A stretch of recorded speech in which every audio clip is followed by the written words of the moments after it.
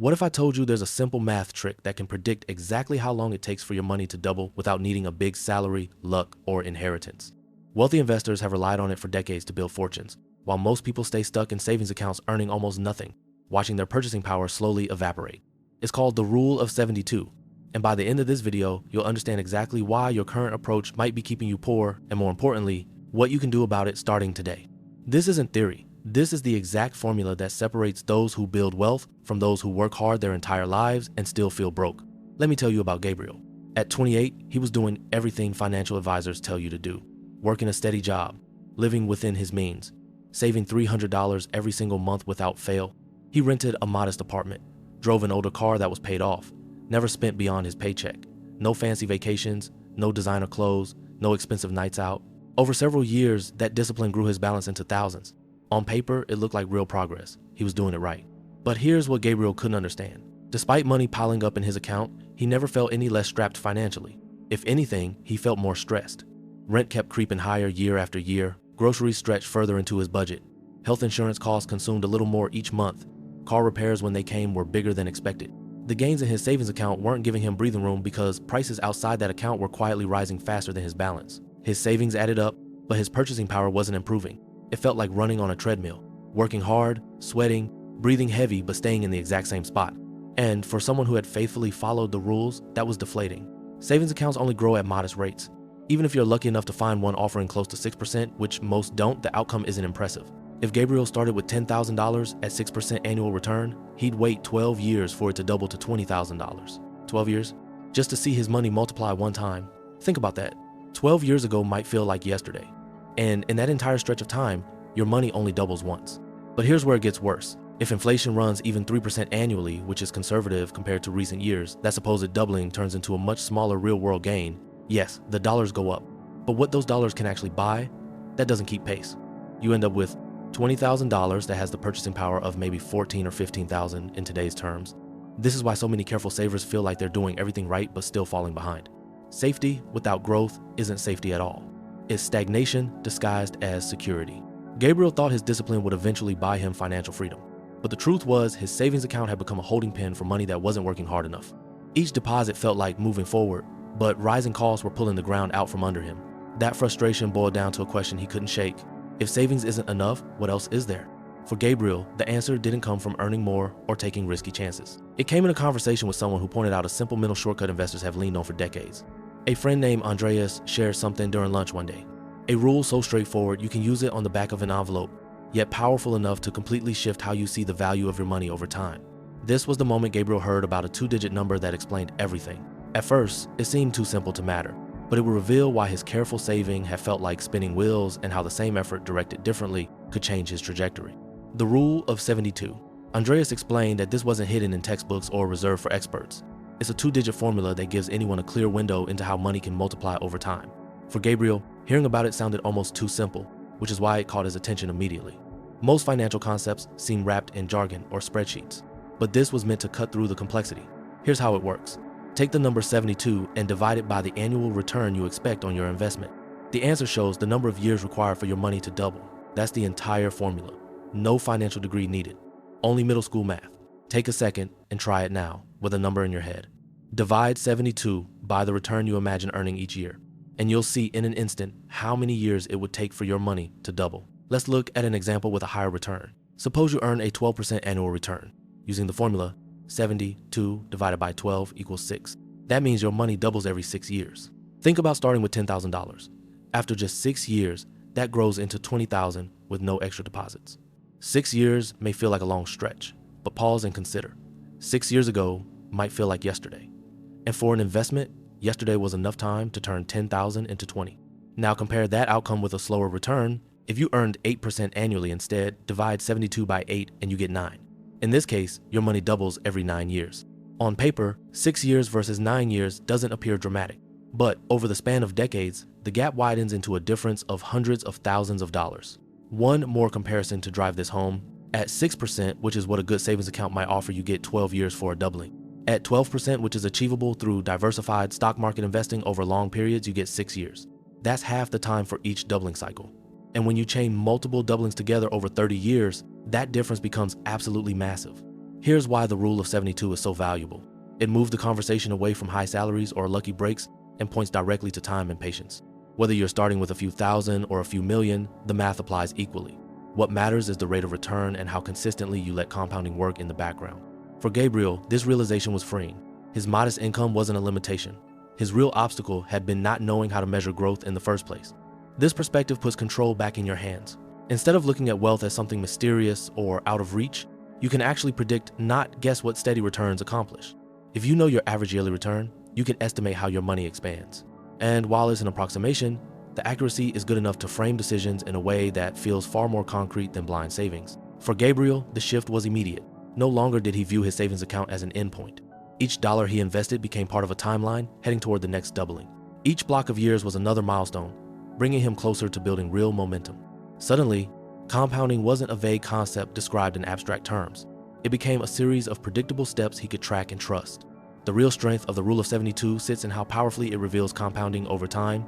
For Gabriel, the numbers stopped being abstract once he laid them out as a simple timeline. Starting with $10,000 at a 12% annual return, the rule shows a doubling every 6 years. Let's map this out year by year. Age 28, $10,000 starting point. Age 34, $20,000, first doubling after 6 years. Age 40, $40,000, second doubling after 6 years. Age 46, $80,000, third doubling after 6 years. Age 52, $160,000, fourth doubling after 6 years. Age 58, $320,000, fifth doubling after 6 years. All without adding a single extra cent after that initial $10,000. Look at those numbers closely. The pace in the early years might feel sluggish. 6 long years just to double a small amount can be deflating when you're living paycheck to paycheck. But here's the point most people miss. Compounding is not steady growth in a straight line. It snowballs. The first doubling from $10,000 to $20,000 looks minor. It's only $10,000 of new money. Big deal, right? Yet every cycle after that multiplies larger and larger numbers. The second doubling creates $20,000 of new wealth. The third creates $40,000. The fourth creates $80,000. Think about that. The leap from $80,000 to $160,000 creates more new money in 6 years than Gabriel had put in at the very beginning. The later doublings are where momentum transforms into real wealth. That's when the engine you built in the early years starts producing serious horsepower. Now, here's where it gets even more powerful. Imagine if Gabriel didn't rely only on the original $10,000. He was already setting aside $300 every month anyway. What if he directed that $300 toward investments instead of letting it sit in a savings account earning nothing? Directing monthly contributions toward investments means layering consistent additions on top of the compound growth already in motion. And when you run the numbers, the outcome is clear. Let's do the math. $300 per month equals $3,600 per year. Over 30 years, that's $108,000 of his own contributions. But with 12% average annual returns and compound growth working in the background, that total doesn't stay at $108,000. It grows into approximately $700,000. Not from luck, not from a windfall or inheritance. From the patient combination of discipline and time. Here's where you should pause and make this personal. Think about your own numbers. What if you contributed just a few hundred each month? How many doubling periods could you capture if you gave compounding 20 or 30 years to work in your favor? The key isn't perfection or huge deposits. It's consistency. Each monthly contribution acts as one more spark added to the engine, and those sparks keep stacking over decades until the fire is much larger than it first appeared. The emotional impact of this shift is just as important as the math. Early on, Gabriel still felt tied to his paycheck because those first years of growth were underwhelming compared to his bills. But once time passed and compounding began generating far larger sums, the dynamic changed completely. The growth from his investments started producing more each year than his own savings deposits ever could. His money was finally working harder than he was. That reality opened doors in his life. He no longer had to rely on working late hours or taking overtime just to get ahead. Instead, he could focus on projects that mattered more to him. Knowing the background growth of his portfolio created space to breathe. The freedom allowed for travel, time with loved ones, and the peace of knowing that every year his money's pace was accelerating, even if he did nothing but stay the course. The larger lesson here is simple but often overlooked. Time is the most powerful factor in building wealth. Not income, not luck, time. With patience and consistency, even average contributions turn into outcomes that feel extraordinary decades later. The path Gabriel chose highlights how compounding rewards those who stay invested long enough to experience the exponential lift. But not everyone makes that same choice. Some people facing the exact same starting point take a very different road. A road that leads to stress, stagnation, and missed opportunities. And it's only when you see both paths side by side that the importance of these decisions becomes hard to ignore. Here's where it gets real. What if two people started in nearly the same spot with the same paychecks and opportunities, yet found themselves living in completely different financial realities 15 years later? That's the story of Gabriel and Marcos. On the surface, both had steady jobs and earned similar salaries. Both were 28 when they started. Both had the same information available to them. But the way each used those paychecks led to outcomes worlds apart. Gabriel made choices to invest consistently, applying the rule of 72 and letting compounding take over 1 year at a time. He drove an older car that was paid off, kept housing costs manageable by choosing a modest apartment instead of the luxury complex his friends chose. He resisted buying new gadgets unless he could pay for them outright. No financing, no credit card debt, no keeping up with the Joneses. When his friends upgraded to the newest iPhone every year, Gabriel kept his for 3 or 4 years. When they bought new cars with monthly payments, he drove his reliable used vehicle into the ground. Those decisions weren't glamorous. They weren't Instagram worthy, but they freed up money every month. And instead of letting it slip away on small purchases that felt good in the moment, he put it into investments. The early years felt slow. Growth was modest. Balances looked ordinary. His friends seemed to be living better lives with newer things and fancier experiences. There were moments Gabriel questioned whether he was missing out, whether he was being too extreme with his frugality, but he stuck to the plan. And with time, those numbers doubled and doubled again. By staying the course, Gabriel built momentum, and eventually, he reached a point where his money was working harder than he was. Marcos went in another direction. He believed investing was only for the rich. When Gabriel brought it up over beers one night, he brushed it off. "I don't have enough money to invest," Marcos would say. "I'll start when I'm making more." But that day never came, because each raise became an excuse to upgrade his lifestyle. When he got a $3,000 raise, he immediately upgraded his car lease to a nicer model. When he got promoted, he moved to a more expensive apartment. The newest phone, he needed it. The gaming console, everyone had one. The designer clothes, they made him feel successful. He leaned on financing and credit cards, convincing himself he'd pay it off later. "It's only $50 a month," he'd rationalize. "I can afford that." But here's what Marcos didn't calculate. Those $50 monthly payments were $50 that could have been invested. Over 30 years at 12% returns. That $50 monthly would have turned into over $175,000. The car lease, $300 monthly. Over the same period, that's over $1 million in lost compound growth. In reality, balances on his credit cards grew faster than he could reduce them. And the interest he paid to banks, sometimes 20% or more, erased any chance of savings. The purchases brought short bursts of satisfaction. The new car felt great for a few weeks. The new phone was exciting for a few days, but no lasting financial return, no compound growth, no momentum building in the background. His paycheck moved in and out of his account each month, leaving little behind. He was stuck on what financial experts call the hedonic treadmill, constantly spending more to feel the same level of satisfaction. Fast forward 15 years. Now, let's see where each man ended up. Gabriel at age 43. His investments generate substantial passive income through dividends and compound growth. Even if he stepped away from his job today, his money continues working in the background. That translates into more security, more options, and less pressure to exchange every hour of his life for cash. He doesn't drive the fanciest car. He doesn't live in the biggest house. But he has something Marcos doesn't: freedom. The freedom to take a month off if he wants, the freedom to switch careers without panic, the freedom to help family members who need support, the freedom to say no to overtime because he doesn't need the money. Marcos at age 43 still works hard, sometimes harder than Gabriel, but feels trapped. Debt payments, credit card bills, car loans, they claim most of what he earns before he can make any progress. His financial reality hasn't changed much from the day he started working 15 years ago. If anything, he feels more stressed now because he's older and sees his peers pulling ahead. The worst part? He knows what he should have done differently. He watches Gabriel living with less pressure and more options, and he realizes the cost of all those small decisions that seemed insignificant at the time. Stress has become a constant part of his daily life. Not because he isn't working hard, but because despite working hard, he has nothing to show for it. The striking part: neither man had a higher salary starting out. Their different outcomes didn't come from income. They came from behavior. Gabriel believed small, steady contributions could matter if he gave them enough time. He practiced delayed gratification. Marcos believed that waiting wasn't possible. He needed to enjoy life now, so he kept spending for immediate gratification. One mindset built freedom. The other created exhaustion. One man feels calm and secure. The other is still burdened by the weight of bills and obligations. Here's where the lessons fit for anyone watching. Which of these stories feels closer to yours? Take a moment to think about it. Are your habits building the life you want, or are they keeping you stuck? That reflection is worth more than numbers alone, because recognizing your own path is the first step toward choosing where you want it to lead. And that brings us to the real turning point, because when you strip away details, the heart of this decision is bigger than gadgets or paychecks. It comes down to what you do with time. For Gabriel, time became the engine that multiplied his efforts. For Marcos, time only magnified the cost of delay. The rule of 72 isn't just a formula. It's a lens for decision making. It shows the difference between money sitting idle and money working toward freedom. Once you see how doubling works, once you truly understand that your 10,000 today could be 320,000 in 30 years, you realize your future is less about income and more about starting now. I know what some of you are thinking right now. I don't have $10,000 to invest. You don't need 10,000. You can start with whatever you have.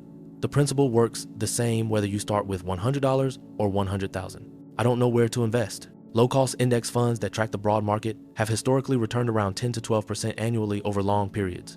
You don't need to pick individual stocks. You don't need to be a genius. I can't afford to invest right now. If you're buying coffee every day, upgrading your phone every year, or paying for subscriptions you barely use, you can afford to invest. It's not about having money. It's about prioritizing money. 12% returns aren't realistic. The S&P 500 has averaged approximately 10% annual returns over the past several decades. While past performance doesn't guarantee future results, these are historical facts, not fantasies. What if the market crashes right after I invest? Market crashes are temporary.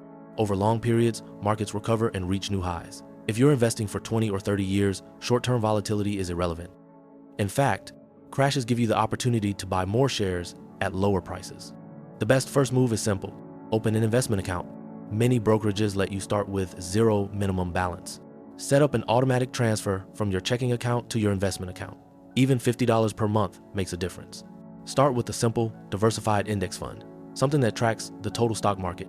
You don't need anything fancy. Then, and this is the hardest part, do nothing. Let time and compounding do the work. Don't check your balance every day. Don't panic when markets drop. Don't try to time the market by buying and selling. Just keep contributing consistently, month after month, year after year. The math doesn't lie. If you start investing $300 per month at age 28 and maintain that through age 58, 30 years with an average 12% return, you'll have approximately $1 million. Your total contributions over those 30 years, $108,000. The rest, almost $900,000, is compound growth. That's your money working harder than you ever could at a job. But here's the catch. You have to start, and you have to stay consistent. The rule of 72 works for everyone, but only if you give it time to work. Calculate your own timeline using the rule of 72. If you invest a certain amount today and you expect a certain return, when will it double? When will it double again and again? Write it down. Put specific dates on it. Make it real. Then ask yourself, am I willing to delay gratification today for the freedom those doublings will create tomorrow? The question isn't whether this works. The math proves it does. Historical returns prove it does. Gabriel's story and thousands like it prove it does. The question is whether you'll have the discipline to stick with it long enough to see the magic happen. Will you be Gabriel, building wealth quietly and consistently until your money works harder than you do? Or will you be Marcos, chasing short-term satisfaction while watching your financial security slip further away year after year? That's not a question I can answer for you. Only you can. Drop a comment right now telling me which tipping point you're working toward. Are you just starting, building towards your first doubling, already seeing the snowball effect? And if you're just beginning, comment starting today, because that's the most important milestone of all the decision to begin. Your future self is watching this moment. Will you make the choice that sets you free or the choice that keeps you trapped? If this breakdown helped you understand how wealth building actually works, hit that like button. Subscribe to this channel for more mathematical breakdowns of financial success. No hype, no get-rich-quick schemes, just honest math and practical strategies that actually work. Remember, the best time to start was 20 years ago. The second best time is today. Your 72 divided by your return equals years to double. Start calculating, start investing, start building. Thanks for watching, and I'll see you in the next one.